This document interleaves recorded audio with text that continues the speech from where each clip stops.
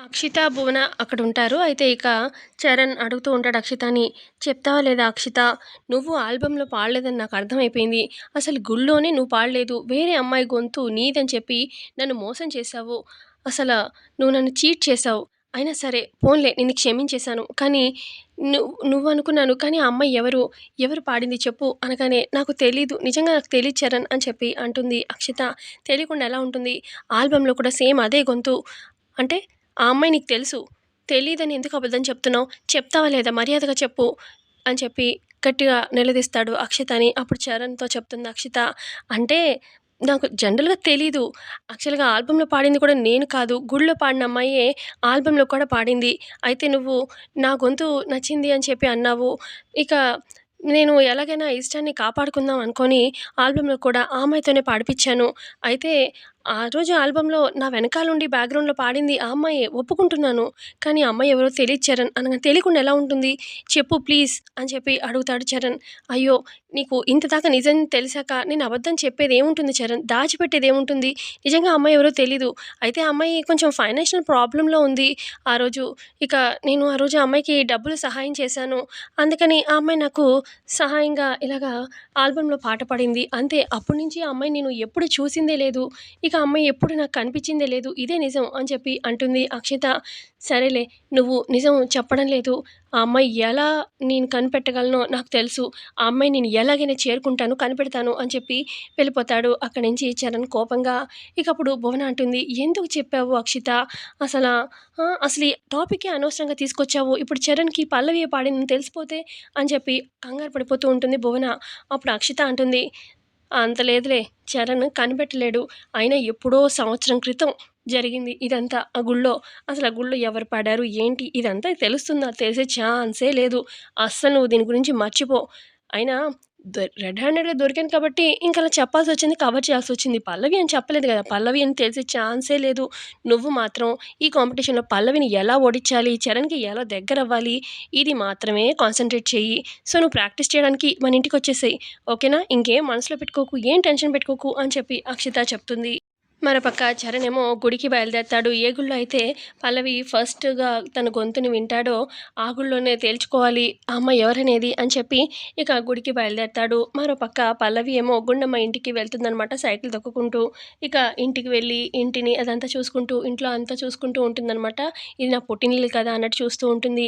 ఈ లోపల హాల్‌లోకి వస్తూ ఉంటాడు ఆదిత్య. "అమ్మ పల్లవి ఎప్పుడొచ్చావమ్మా?" అని చెప్పి అనగానే, "ఇప్పుడే వచ్చా నాన్న" అనగానే, "అసల ఇంటికి రావడమే మానేసావు. ఏంటి ఇలా వచ్చావు?" అని చెప్పి అనగానే, "ఏం లేదు సింగింగ్ కాంపిటీషన్ ఉంది నాన్న. అమ్మ సాంగ్ ప్రాక్టీస్‌కి రమ్మనింది. అందుకే వచ్చాను" అని చెప్పి అనగానే, "ఓహ్! అవునా" అని చెప్పి గుండమ్మ, గుండమ్మ అని చెప్పి పిలుస్తూ ఉంటాడు ఆదిత్య. ఈ లోపల అక్కడికి వస్తుంది వైష్ణవి. ఇక వైష్ణవి అదో రకంగా గుండమ్మని సారీ పల్లవిని చూస్తూ ఉంటుంది. ఇక గుండమ్మ వచ్చి, "పల్లవి వచ్చావా?" అని చెప్పి అని, "ఏంటి వైష్ణవి అలా చూస్తున్నావేంటి పల్లవిని? మీ ఇద్దరి మధ్యలో ఏదో ఒప్పందం జరిగినట్టుగా అలా చూసుకుంటున్నారేంటి ఒకరికొకరు" అని చెప్పి అనగానే, ఇక అప్పుడు వైష్ణవి కంగారు పడిపోయి, "ఒప్పందం ఏముంటుంది? అయినా తనకి నాకు మధ్యలో ఏముంటుందేంటి? అలా అంటావేంటి?" అని చెప్పి వైష్ణవి అంటూ ఉంటే, "నేనేదో క్యాజువల్‌గా అన్నాలే. ఊరికే అన్నాను. దాన్నెందుకు సీరియస్‌గా తీసుకుంటున్నావు? రా పల్లవి కూర్చో" అని చెప్పి కూర్చోపెడుతుంది పల్లవిని గుండమ్మ. ఇక అక్కడే హాల్‌లో వైష్ణవి, అటు ఆదిత్య కూడా కూర్చొనుంటారనమాట.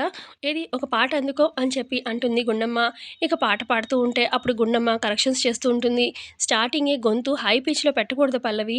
తర్వాత నీకు ఊపిరి ఆడదు. నువ్వు కంట్రోల్ చేసుకోలేవు. స్లోగా వెళ్ళాలి" అని చెప్పి, "ఇదిగో ఇలా పాడాలి" అని చెప్పి గుండమ్మ పాడి చూపిస్తూ ఉంటుంది.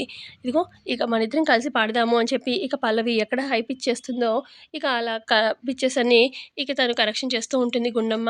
ఇక చాలా బాగా పాడారు ఇద్దరు అని చెప్పి ఇక ఇటు ఆదిత్య అంటూ ఉంటారు. అసలు నిజంగా గుండమ్మ కళ్ళు మూసుకొని వింటుంటే పల్లవి గొంతుకి, నీ గొంతుకి ఏమి తేడానే లేదు.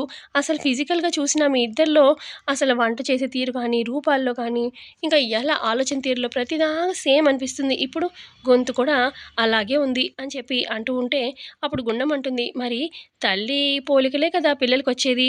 నా కూతురికి నా గొంతే వచ్చింది. ఇప్పుడు కమింగ్ కాంపిటీషన్‌లో పల్లవియే గెలుస్తుంది. నా వారసత్వాన్ని పల్లవియే నిలబెడుతుంది. చూడండి" అని చెప్పి అలా మాట్లాడుకుంటూ ఉంటారు. మరోపక్క ఇటు చరణ్ ఏమో గుడికి బయలుదేరతాడు కదా! ఇక కార్ డ్రైవ్ చేస్తూ ఇలా అనుకుంటూ ఉంటాడు మనసులో. అసలు నేను ఆ రోజు అక్షితని ఇష్టపడనే లేదు.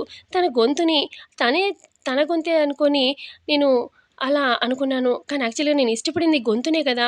కానీ అక్షిత మాట మార్చి చీట్ చేసి నేనే ఆ గొంతు పాడింది అని చెప్పి నన్ను చీట్ చేసింది. కానీ దేవుడు ఒక్కొక్కసారి మనకి కరెక్టే చేస్తాడు. కానీ ఆ టైంలో మనకి నిజం తెలీదు. కొంతకాలానికి నిజమే కదా! దేవుడు నాకు మంచే చేశాడు అని చెప్పి మనకి కలుగుతుంది. అక్షిత నాకు సెట్ కాదు. తను నన్ను చీట్ చేసింది. అందుకేనేమో మీ ఇద్దరం ఒకటి కాలేకపోయాము. దేవుడు ఏ నిర్ణయం తీసుకున్నా మనకి కరెక్టే మంచే చేస్తాడు. ఇంతకీ ఆ గుడిలో పాడిన అమ్మాయి కనిపిస్తే బావుండు. నేను ఫస్ట్ నాకు నీ గొంతు నచ్చింది. నీ గొంతుని ఇష్టపడ్డాను అని చెప్పి, నువ్వంటే ఇష్టం అని చెప్పి ఆ అమ్మాయికి చెప్పేస్తాను. భగవంతుడా ఎలాగైనా ఆ అమ్మాయి నాకు అనిపించేలా చెయ్యి స్వామి అని చెప్పి గుడికి బయలుదేరతాడు. మొత్తానికి గుడికైతే రీచ్ అయిపోతాడనమాట. ఇక గుడిలోకి వస్తాడు. ఇక గుడిలో అటు ఇటు చూస్తూ ఉంటాడు. ఈ గుడిలో నేను ఎవరిని అడగాలి? ఆ రోజు పాడింది అని చెప్పి ఎవరిని అడగాలి అని చెప్పి అటు ఇటు చూస్తూ ఉంటే, ఈ లోపల చరణ్ దగ్గరికి ఒకతనొచ్చి, ఇక నేనయ్యా మేనేజర్‌ని. ఇందాక గుడిలో కావాల్సిన వస్తువులు ఇందాక నీకు ఫోన్‌పే చేశాను.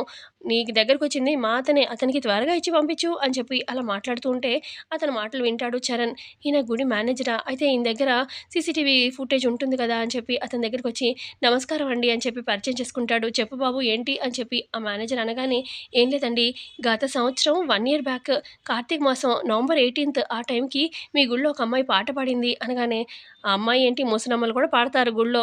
అయితే ఏంటి? అని చెప్పి అతనంటాడు. అది కాదండి నాది లైఫ్ అండ్ డెత్ మ్యాటర్ అండి. ఆ అమ్మాయి ఎవరు పాడింది ఏంటనేది మీరు సీసీటీవీ ఫుటేజ్‌లో ఉంటుంది కదండీ! అది నాకు కావాలి అనగానే, ఏంటి బాబు నువ్వు చెప్పేది?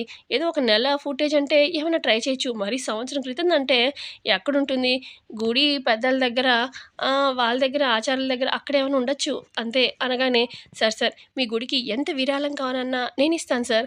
కానీ ఎలాగైనా ఫుటేజ్ కావాలి సార్ ప్లీజ్ సార్ నాకు చాలా ఇంపార్టెంట్ అని చెప్పి బతిమాలడంతోని, సరేలే ఇప్పటికైతే లేదు నేను రేపు తెప్పిస్తాను. నువ్వు రేపొచ్చేసేయి ఓకేనా? అనగానే, చాలా థాంక్స్ సార్ అని చెప్పి ఇక ఆ మేనేజర్ అక్కడి నుంచి వెళ్ళిపోగానే, ఎలాగైనా నేను ఇష్టపడిన ఆ గొంతు ఏ అమ్మాయిదో, అమ్మాయి ఎలా ఉన్నా సరే నాకు ఆ గొంతు ఇష్టం కాబట్టి ఆ అమ్మాయి అంటే ఇష్టం అని కూడా చెప్పేస్తాను అని చెప్పి, రేపు నేను చేరుకుంటాను అని చెప్పి చరణ్ చాలా హ్యాపీగా ఇంటికి బయలుదేరతాడు. మరోపక్క ఇటు సుమలత ఇంట్లో అక్కడ హాల్ దగ్గర సుమలత, ప్రసాదరావు, బామ్మ కూర్చునుంటారు. ఇక అక్కడే అక్షిత కూడా నించునుంటుంది. ఇక వీళ్ళింటికి వస్తుంది భువన. భువన సాంగ్ పాడుతూ ఉంటుందనమాట. ఇక ఎంత బాగా పాడావు. నువ్వే ఖచ్చితంగా రేపు విన్ అవుతావు. అంత బావుంది నీ గొంతు స్వీట్‌గా అని చెప్పి సుమలత, అక్షిత క్లాప్స్ కొడుతూ మెచ్చుకుంటూ ఉంటే, పక్కనే ఉన్న ప్రసాదరావు, బామ్మ తల పట్టుకొని కూర్చుంటారు. ఈ లోపల అక్కడికి చంటి వస్తాడు. ఏంటి ఏం జరుగుతుంది? అనగానే, ఇదిగో భువన సాంగ్ ప్రాక్టీస్‌కి ఇప్పుడే పాడింది. నువ్వు మిస్ అయిపోయావు అని చెప్పి అనగానే, అబ్బా! అంత బాగా పాడిందా? అని చెప్పి ఇక బామ్మని, ప్రసాదరావుని చూడగానే, భువన ఎంత బాగా పాడిందో చూస్తున్నాంగా, వీళ్ళు తాళ పట్టుకొని కూర్చునున్నారు అని చెప్పి చంటి అనగానే, వాళ్ళకి మ్యూజిక్ సెన్స్ లేదు అని చెప్పి అంటూ ఉంటుంది భువన. ఈ లోపల అక్కడికి వస్తుంది పల్లవి. ఇదిగో మా ఫ్రెండ్ నీకన్నా బాగా పాడుతుంది అనగానే, అలా ఎలా చెప్తాము? ఇద్దరికీ కాంపిటీషన్ పెడితే సరిపోతుంది అని చెప్పి అంటూ ఉంటాడు చంటి. ఇప్పుడెందుకులే కాంపిటీషన్ అదంతా అని చెప్పి అక్షిత అంటూ ఉంటే, అలా అంటావేంటి? తెలియాల్సిందే. బామ్మగారు తన నోటితో ద్వారా పల్లవి కన్నా నేనే బాగా పాడుతున్నానని అనాల్సిందే అని చెప్పి భువన పట్టుపడుతుంది. ఇక సుమలత కూడా అవునవును కాంపిటీషన్ పెడదాము అని చెప్పి ఇక ఇక పల్లవిని, భువనని పక్కపక్కన నించోపెట్టి ఇద్దరు సాంగ్స్ పాడుతూ ఉంటారు. ఈ లోపల ఇటుపక్క చరణ్ ఇంటికి చేరుకుంటాడనమాట. ఇంట్లోకి అడుగుపెట్టగానే, ఏంటి ఎవరో పాటలు పాడుతున్నారు అని చెప్పి మెట్లెక్కి పైకొస్తూ ఉంటాడు. ఇక అక్కడున్న అక్షిత, ఇదేంటి చరణ్ వస్తున్నాడు. అమ్మో! పల్లవి గొంతు విన్నాడంటే ఆల్బమ్‌లో పాడింది తనే అని తెలిసిపోతుంది. ఎలాగైనా ఇప్పుడు ఈ పాట ఆపాలి అని చెప్పి చంటి దగ్గరికొచ్చి, చంటి గొంతు ఎండిపోతుంది. కొంచెం అర్జెంట్‌గా వాటర్ తీసుకురా అనగానే, కొంచెం ఆగు సాంగింగ్ కాంపిటీషన్ అయిపోగానే వెళ్తాను అని అంటూ ఉంటే, నువ్వు వెళ్ళేసరికి నా ప్రాణం పోయేలాగుంది. ప్లీజ్ వాటర్ తీసుకురా అని చెప్పి చంటిని బతిమాలుతుంది. సరే అని చెప్పి చంటి వెళ్ళబోతూ ఉంటే కావాలని కాలు అడ్డు పెడుతుంది అక్షిత. ఇక కింద పడిపోతాడనమాట చంటి తట్టుకొని. ఇక ఇటు చరణ్ పైకి రాగానే చంటి కింద పడిపోయి ఉంటాడు కదా! ఇక అందరూ అక్కడ సాంగ్ ఆపేస్తారు. వీళ్ళంతా చంటిని లేపుతూ ఉంటారు. చూసుకోవాలి కదా చంటి, నీకేమైనా అయితే నేనేమవ్వాలి అని చెప్పి అక్షిత అంటూ ఉంటుంది. అబ్బో! మొగుడు మీద బాగా ప్రేముందే నీకు అని చెప్పి అంటూ ఉంటుంది బామ్మ.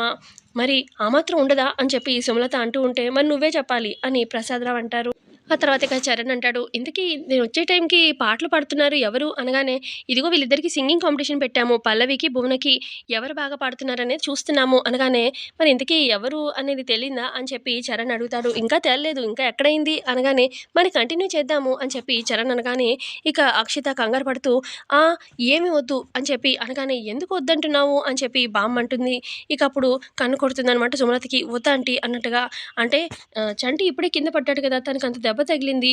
ఈ సాంగ్ కాంపిటీషన్ ఇదంతా అవసరమా అని చెప్పి అక్షిత అంటూ ఉంటుంది.